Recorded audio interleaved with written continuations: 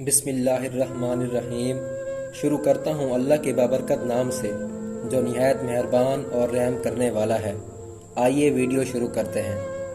1000 قابل انسان کے مر جانے سے اتنا نقصان نہیں ہوتا جتنا کہ ایک احمق کے صاحب اختیار ہونے سے ہوتا ہے۔ اگر تو بیکار پتھر ہے تو صاحب علم کے پاس بیٹھ، گوہر بن جائے گا۔ جبرائیل کی طاقت خوراک کی وجہ سے نہیں بلکہ اللہ تعالیٰ کے دیدار کی وجہ سے ہے۔ تھوڑی دیر کے لیے قبرستان جا اور خاموشی سے بیٹھ اور ان بولنے والوں کی خاموشی کو دیکھ۔ اگر آپ کو ہر مادی چیز کی قیمت معلوم ہے مگر اپنی قدر معلوم نہیں تو اس سے بڑی بے وقوفی کیا ہوگی؟ تمہاری اصل ہستی تمہاری سوچ ہے، باقی تو صرف ہڈیاں اور خالی گوشت ہے۔ جب دنیا والے تمہیں گھٹنے ٹیکنے پر مجبور کر دیں تو یہی بہترین وقت ہے سجدے کا۔ مولانا رومی سے کسی نے پوچھا زہر کیا ہے؟ فرمایا ہر وہ چیز جو ہماری ضرورت سے زیادہ ہو وہ زہر ہے، جیسے قوت، دولت، اقتدار، بھوک، لالچ، محبت اور نفرت۔ اکیلا رہنا بری صحبت میں رہنے سے بہتر ہے۔ گفتگو سے سمجھ بوجھ میں اضافہ ہوتا ہے، لیکن تنہائی وہ مدرسہ ہے جہاں عظیم ذہن جنم لیتے ہیں۔ پرسکون وہ ہے جس کو کم یا زیادہ کی فکر نہیں۔ چیزوں کے صحیح یا غلط ہونے کے علاوہ بھی ایک میدان ہے، میں آپ سے وہاں ملوں گا۔ جب کسی چیز کے پیچھے بھاگتا ہوں تو میں غم اور پریشانیوں کا سامنا کرتا ہوں۔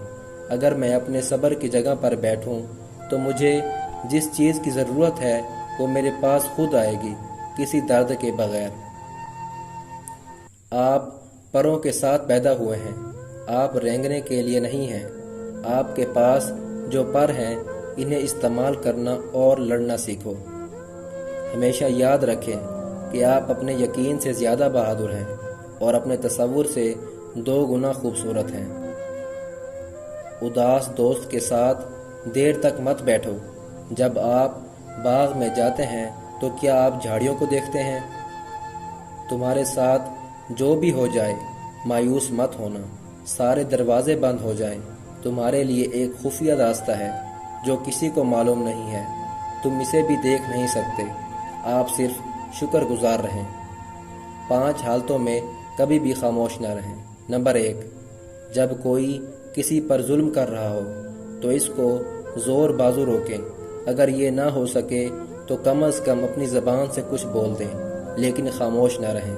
نمبر 2، جب کوئی آپ کی عزت اور خود مختاری کو چیلنج کرے تو دشمن کے سامنے چٹان بن کر ڈٹ جائیں، لیکن خاموش نہ رہیں۔ نمبر 3، جب کوئی حق کی بات کر رہا ہو تو حق کے ساتھ کھڑے ہو جائیں اور باطل کا مقابلہ کریں، لیکن خاموش نہ رہیں۔